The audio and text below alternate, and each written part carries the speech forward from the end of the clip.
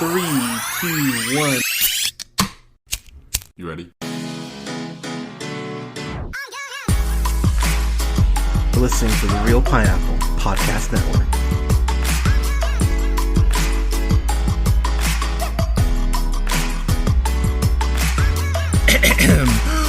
Good evening, everybody. Thank you so much for listening. This is the Real Pineapple. This is your humble host, Hunter, here, and I'm here with Scott. Scott, how you doing, sir? Excellent, Hunter. How you doing?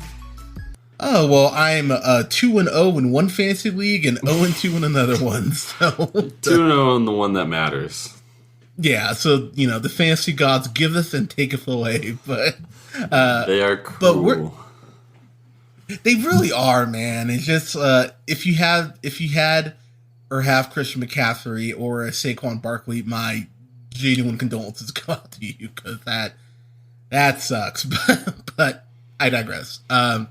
We are here to talk about Casino Royale, which I haven't watched probably in about 5 years, 6 years. Like, it's been a minute since I watched it. And with the Bond films, the Craig Bond films, set to end in November, we'll see if it gets pushed back or not. With no time to die. Figured, hey, we should start re-reviewing the Craig film. So we didn't review Casino Royale because the podcast wasn't a thing back then, back in 2006. But I did want to go ahead and give this movie some praise, because for my money, and this might be a hot take, this is my second favorite Bond film. Wow, all time. All time. Of the 27. Yep. Wow. This is my second favorite.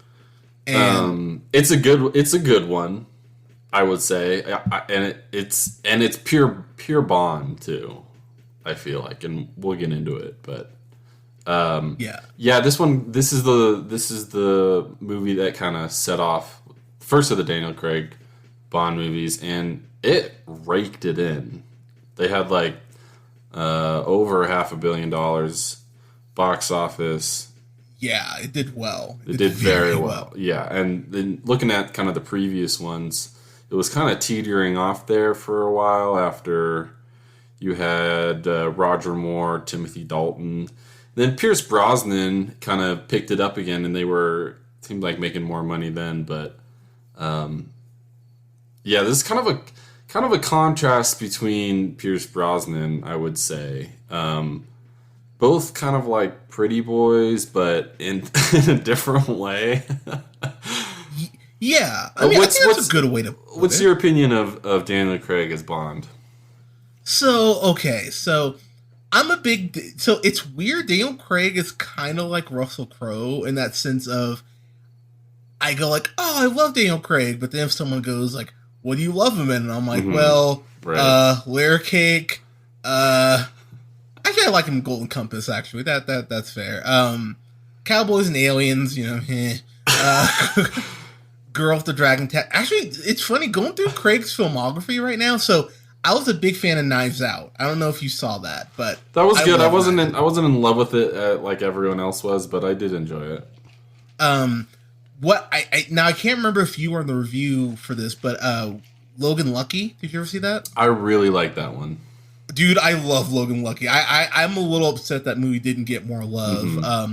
Plus, his character's name's Joe Bang. Like, I think that shit's hilarious. Yeah, doesn't he have like a kind of a southern twang? He does, yeah. Oh, which is man. why we should watch that again. Oh, dude, I'd be down for that. Drunk commentary, I'd be down for that. But we can talk to all the Trump voters. But who I'm sure love that movie. But so Martin Campbell, he's a director of Casino Royale, right? He actually has a history of Bond, which I was not really aware of. Mm-hmm. So he was a director, to go old school here, on that TV show Homicide: Life on the Street, which I fucking loved that show as a kid. But he was also the director of my first favorite Bond film. He was a director on Goldeneye, yep. which again is my favorite Bond film. He's also director on Mask of Zorro, and I love Mask of Zorro. So it's like very solid action background. Vertical Limit, which is like I like Vertical Limit. Like pretty great movie when you're 10 years old and like you want to watch like a sweet like rock climbing movie. It's it always reminds me of the opening scene of Ace Ventura when he's trying to get he's trying to get the raccoon. That seems emotional, man. But yeah, he's in Green Lantern. He did in 2011. Which, I mean, I'm sure he wouldn't want that one on there. Right. But still, he's been involved in a lot of, when you think of action, those are, I feel like, past the test. Yeah. As far as solid action movies. And he actually did that movie with Pierce Brosnan and Jackie Chan called The Foreigner, which came out a couple years ago that I actually really enjoyed. Yeah, I like that one too. Yeah, so he's got a solid background. So I think we have to talk about what led us to Craig's Bond. So Brosnan did Goldeneye, again, my favorite Bond film. Then he does Tomorrow Never Dies, which I thought was good, not great, but good.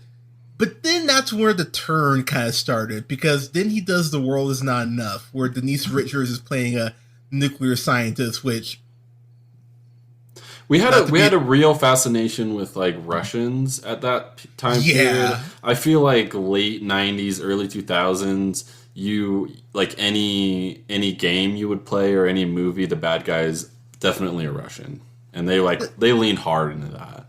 They did. I mean, this is before they were rigging elections, but we had that movie, and then what was the one after that? Die Another Day.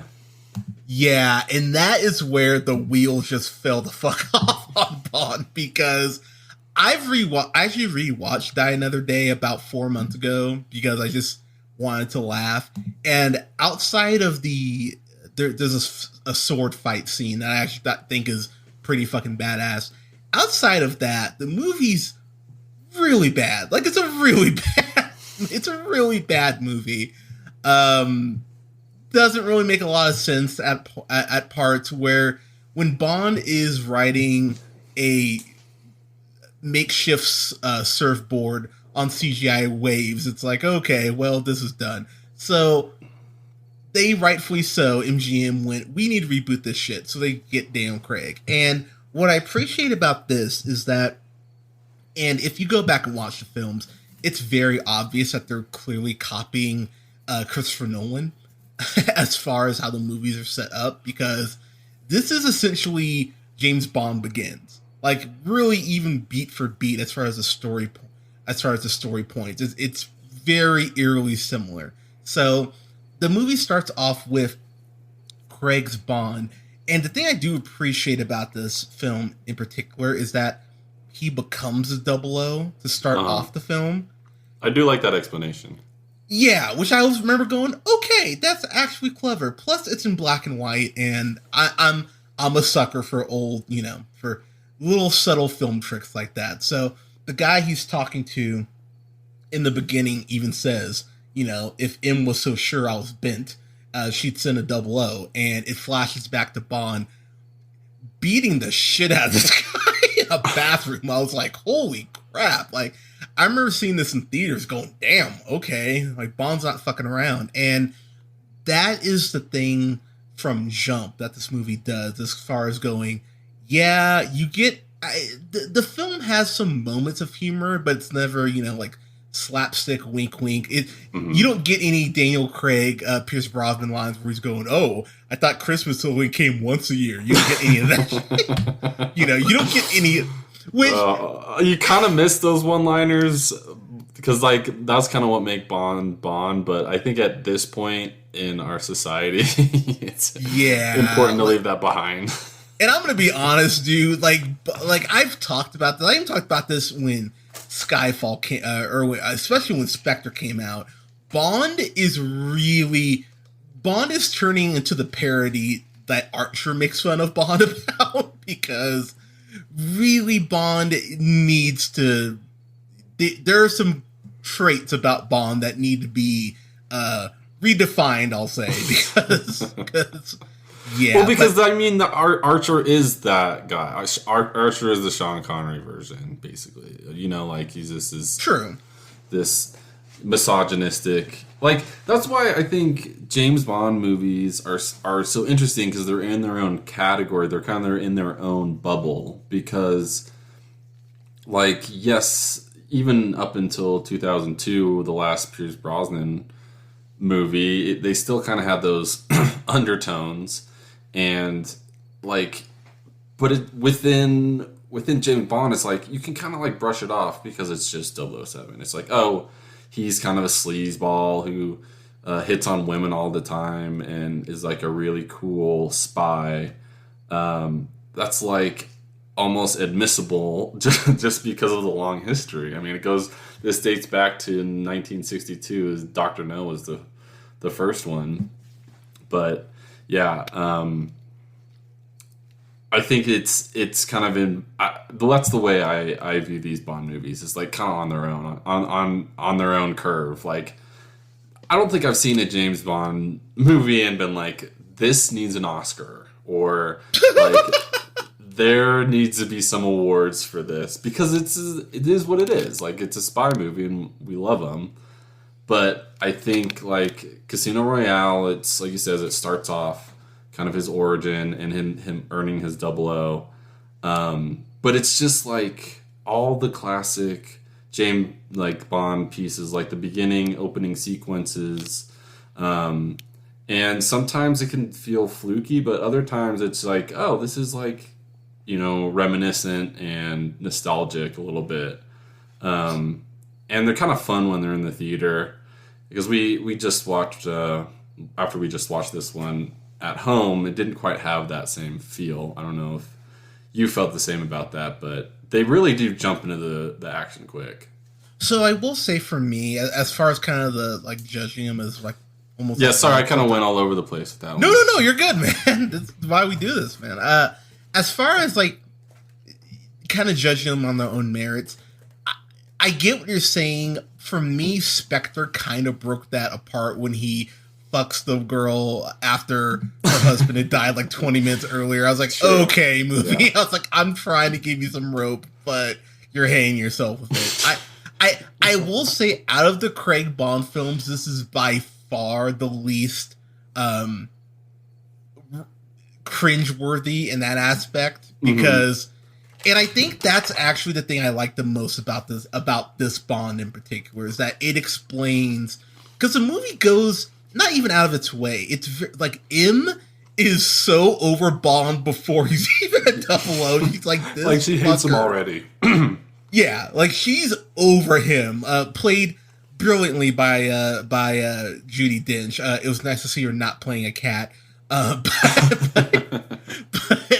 what I love about this movie in particular is that it really goes out of its way to develop the relationship between him and M.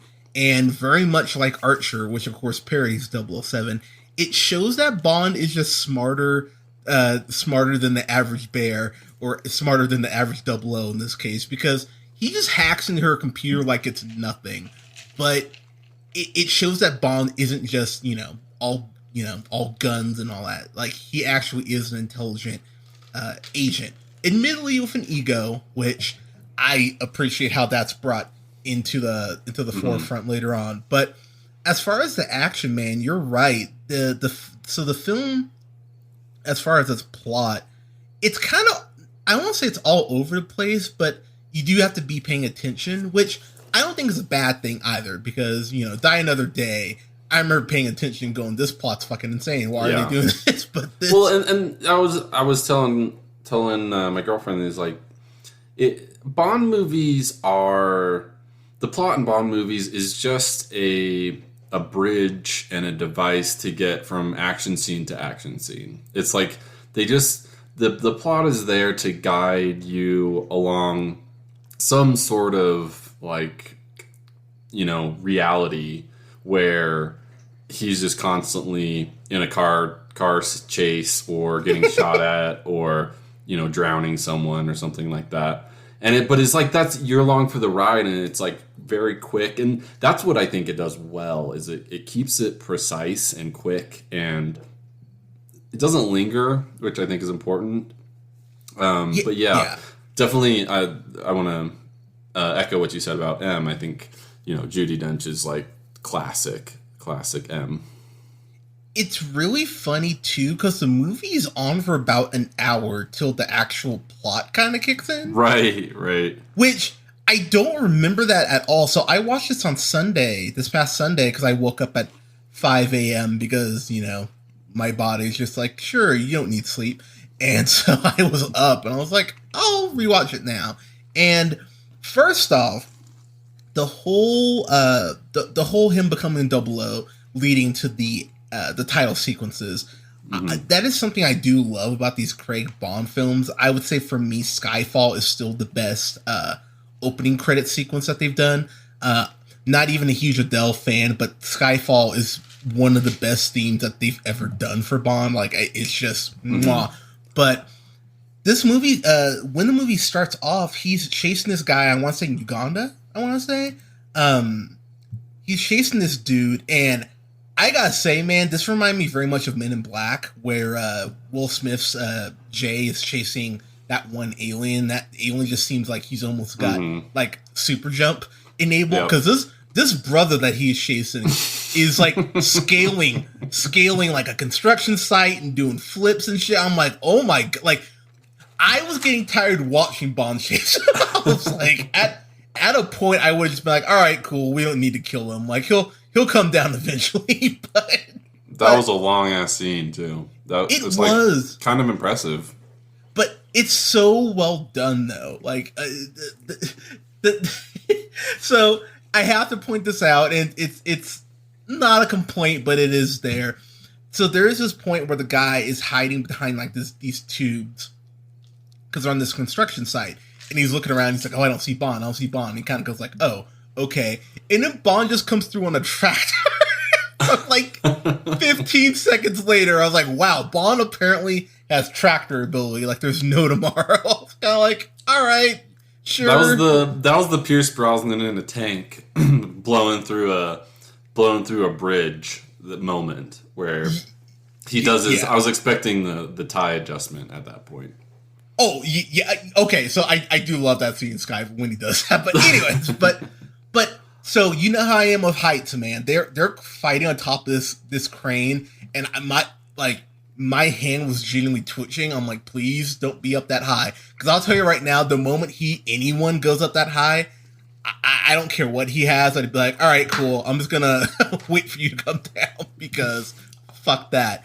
But Bond goes ahead and shoots up this embassy, which makes M super happy. So Bond is pretty much not put on not put on timeout, but he's basically on a very short leash after that, which is where we cut to one of my favorite actors working in Hollywood. We go ahead and join Le Chiffre, who's played by Mads Mikkelsen. And of course, if you guys have listened to the podcast, you know what a big Hannibal fan I am. I'm still holding out hope for season 5. Please, God damn it, let that happen. But Mads Mikkelsen, man, it's amazing how he can say so little and be so terrifying. Like, he's just a scary looking guy, and I mean that respectfully. Like, I think he's he's just a great actor, but he has this very intimidating, very much like Javier Bardem for me in Skyfall. He just has this very intense, this intensity about him that's so natural that I really appreciate. But it's not like they do such a great job, like, with his makeup and stuff too, with his eyes kind of cloudy, one of his eyes cloudy, and he cries blood occasionally, which is like kind of hilarious. But yeah, I love Mads. He's just such a great villainous, like, super mysterious too. It's like you never know what his next move is gonna be, which is I love out of a villain character. But just super strong actor to go across from Daniel Craig. Same. And what I love about his character in particular is that he's essentially funding terrorism. Like, it's very similar to kind of like the other guys, where he's taking all these people's money and saying, "Oh yeah, your money's safe," but he's kind of almost playing Monopoly with it essentially, and that catches up to him. So he's like, "Oh shit, I need to host this poker game in Montenegro at Casino Royale," hence the name. And so I will just say, for me, I'm not a poker player. I suck at card games unless the words Uno or Go or Fish are in the title. I'm terrible at fucking cards. So I've lost $20 on like a parlay ticket and been really pissed off when Bond is given $10 million to buy in. Yep. And then there's the added pressure because the main character or the other main character we haven't brought up yet, Vesper, who's played by Eva Green, when she brings up the fact that, oh yeah, I'm sure you've already thought about the fact that if you lose, that we will have been funding terrorism. I was like, oh fuck, that's a really good point. I didn't think about that. And you kind of see this look on Bond's face where he goes, oh shit, that's not good. Like, oops, I didn't think about that. Thanks, bitch. Like, it's a really great moment of Craig's face where he sells that realization that, that would be a thing. So I have to point out too about Bond here. He is chasing this one guy early on who he believes works for Le Chiffre, and the guy he's chasing has a wife. And so Bond, of course, so Bond's like tuning up. He's like warming up. You gotta get your poker hands, loose. And so he beats this guy in poker for his oh my god, the name of the car is Ash Martin, Maserati or something like that. Yeah, but he beats him for that classic Bond car, which I thought was a very clever. Aston Martin. Yep. Yeah, which I thought was a very clever way to get Bond that car. I was like, okay, that's props on that. When he drove up to that resort in like a Ford Focus, I was like, guys, come on, this can't be his car. Yeah, it'd almost be like Bond drinking a Heineken. Oh wait, but but I laughed really hard at that because you see that, and I agree with you. You look at the car and you go, this isn't Bond. Like this isn't like this needs to be, more of a douchey car. And so when he wins a car, you go, okay, makes sense. Yep. But I like it too. But what I love about that scene is that he, of course, seduces her and goes, oh, hey, go back to my room. One drink. And so she does go back with him.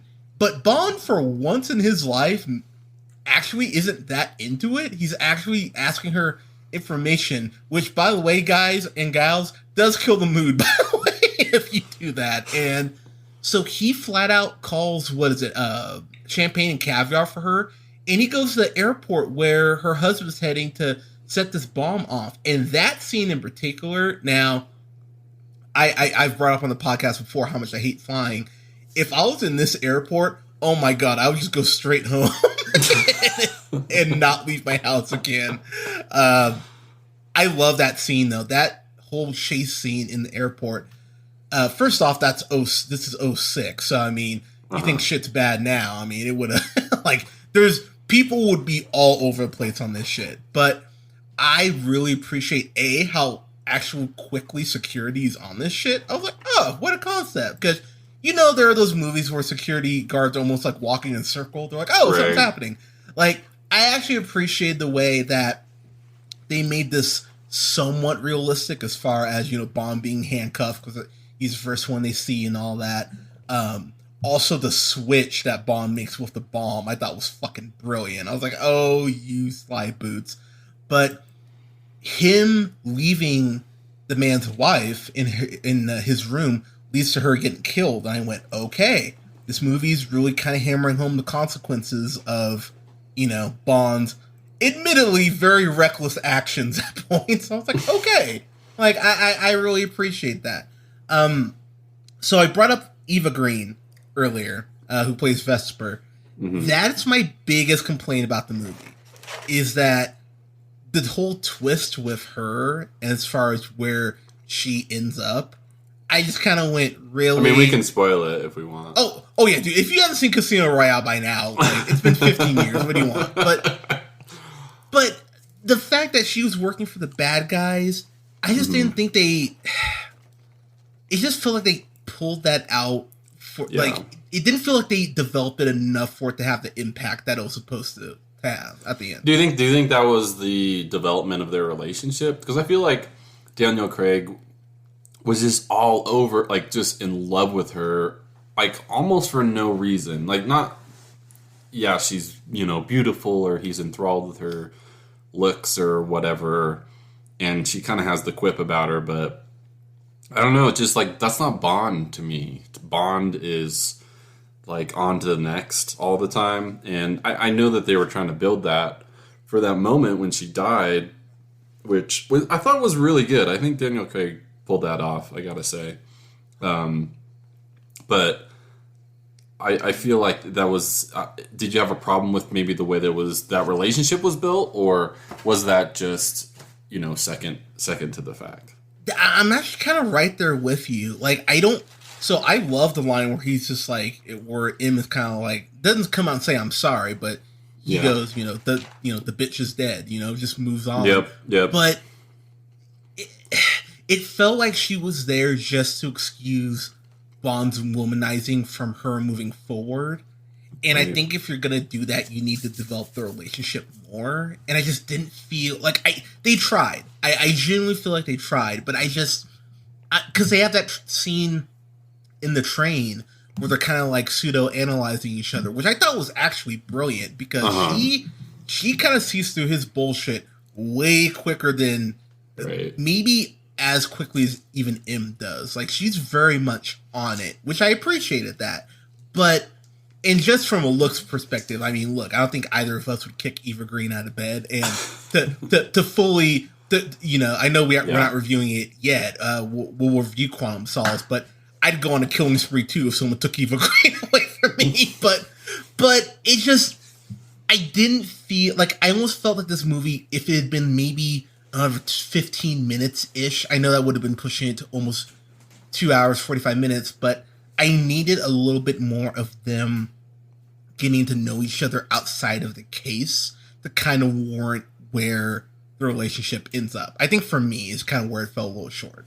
Yeah, I agree. I don't think their relationship was properly built, but that's where like the conflict comes with this Bond style movie is when you have them fall in love, then you're deciding to develop that relationship, and that's just not the ebb and flow of like a 007 movie where it's action girl, action girl action, where he's like I said, he's always on to the next one. And I think when you add in this like long term type of relationship, and you build up for that moment, but you have to focus on it more. And when you focus on it more, you kind of take away from the action and what you really love about it, which I think it took away from is like a lot of the tech parts of it. I feel like you probably could have done a little bit more to get into the tech aspects of it that make Bond movies really fun. And my only other gripe, I think, with this movie was, it's not even really a gripe, it's just more of a suggestion. I feel like the poker scene, it happens like midway to 3/4 of the movie. It happens really quickly, and I feel like that should be the climax of this movie in a way. And it turned out to be the climax. Partially was about the girl. I don't know. I enjoyed it for a Bond movie, but it was just like it was okay to me. It wasn't like one of my favorites. I would say it's probably top 15, top 10. But yeah, I think that maybe may have been why was kind of taking some of the other Bond aspects that I like kind of away from kind of the classic style and kind of trying to redo it in a different way with the relationship. So I think for me, as far as the gadgets, because I'll be the first to admit, I was really happy because of Skyfall, because we do get Q back in the fold, and right. Played by Paddington, and it would have been a lot funnier if Q was just Paddington the bear. That would have been, Paddington Bond crossover, the crossover you didn't know you needed. But this movie in particular, I do agree with you to an extent. It would have been nice. So there is that scene where he gets poisoned, which I'll tell you right now, if someone poisoned my margarita, I'd be fucking furious. he has to go ahead and actually talk to Q or talk to MI6 about how to walk himself through not, dying, which I thought that scene in particular was fucking intense because Bond's sweating. Yeah, I was sitting there like, oh man, this was... So first off, I have a huge fear of like drowning. That's probably my biggest fear. So that's the elevator scene was not cool then. No, not at all. I'm like, this is fucking terrifying. But I love that near death scene in particular. I love the scene in the hallway that he has with the I think they're from Uganda, but the darker skinned gentleman who are at the poker game, and he's making out with Vesper to go ahead and keep their cover. They notice the earpiece and go, "Oh fuck you," and go to shoot him. I was like, okay, this is working really well. I know we're kind of not shitting on the relationship, but I appreciate the scene where Vesper is in the shower. She's so I was gonna make a joke, but I'm gonna be good. Where she's in the shower and she's really essentially having a panic attack, and I was like, okay, I appreciate that they're trying to humanize her. Again, didn't always work, but I did actually appreciate that. That was so unexpected. Even watching it through again, I haven't seen it in a while either. And then kind of remembering that he consoles her in the shower is like, that was like, whoa, this is not the James Bond that I know. You know what I mean? Like more of a loving, kind of endearing kind of person. Yeah. So I understood.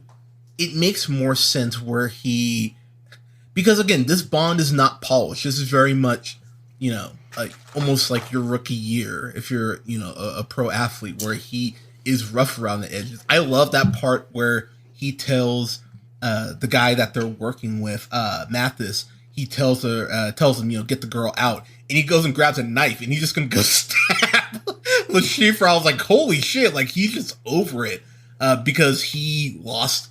What was it? He lost his 10 million. And I'll be honest, I've lost 20, but I don't say I lost 20 million yesterday. I've lost $20 and been very pissed off. Losing 10 million, I feel like I'd go on a shooting spree. So I was like, fair enough, man. I'd probably kill someone too. But I like those kind of psychotic breaks that Bond has because, let's be real, man. Bond's not stable. He has a license to kill. Like, Bond shoots way more people than he really ever needs to. And we haven't reviewed Quantum of Solace, but we will get there.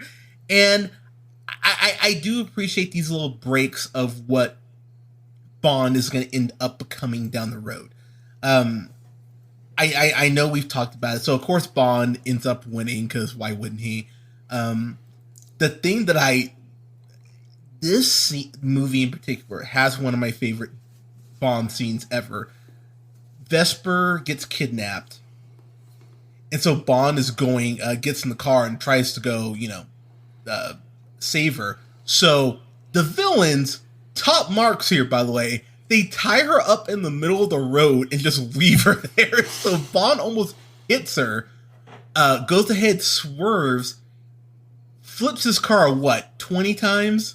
Yeah. 30 times? Let's be clear, Superman wouldn't survive that car crash. Like, it's a little much for him to survive, admittedly. But dude, it leads to one of the best torture scenes I've seen in a film ever because it's so simple. Le Chiffre ties a knot using this rope and just hits him in the balls and or dick like over and over again. And I'll tell you right now, I have accidentally had someone like even graze there and it's almost ruined my day. So getting hit in the balls with a knot, I'm sure would really fuck you up. Plus, the concept that you'd be pissing blood for, I'm assuming, at least a day or two afterwards, that doesn't sound pleasant either. So it's like, well, Okay, fair enough. Yeah, that's a hard scene to watch. It really is, man. Like again, I had just woken up, so I'm watching this like at 6:30, and my cat is in my lap, kind of looking up, like, what's happening? And I'm like, oh, because I kept wincing, and he kept looking back, like, are you okay? I'm like, no, this fucking hurts me to watch. But I do agree with you, though, in the sense of I almost wish part of Quantum of Solace, because Quantum of Solace is it's under 2 hours. It's only an hour and 45 minutes. I almost wish that first 20, 30 minutes maybe had been him and Vesper's relationship continuing and then her getting killed and then it going into the plot proper, if that makes sense. I think that actually would have helped out quite a bit, because the end of this where she goes, oh, well, I'm going to go off and get things. I remember just even in the theater going, oh, god damn it, like, she's bad. Like, I remember just when they laid that out, I was like, oh, you just really revealed your hand there. So when she dies, it is just kind of like, okay. So again, I do think the last 15 minutes actually does hurt the film, ironically enough. I like where it ends, because you get a, Bond, James Bond. You get that, but it is frustrating because I thought the film was so great for most of it, and I think it does peter out in the last 20 minutes or so. So, going to final thoughts, though. Like I said, now I'm actually thinking about it. Is this my second favorite Bond film? Because and the only reason I say that is because I think about Skyfall, and while the last act of Skyfall really does irk me, that turns into Home Alone. It does. It really turns into fucking Home Alone. I love Javier Bardem so much in that fucking movie, and he's just such a dick. And the action, I think, is the best that it's been in a Bond film outside of GoldenEye. So, yeah, I might. Once we review Skyfall, I might actually say it's my second favorite Bond film. But regardless, for now, I'll stick with Casino. But I think this is a great Bond film. Like I said, it does have issues, but this is a hell of a debut for Daniel Craig, and it revitalized Bond when everyone thought Bond was kind of done. So I'm gonna give this a solid A. I think it's a really great Bond film. Like I said, some issues, but I really enjoy it. So A for me. Scott, final thoughts? Great, sir.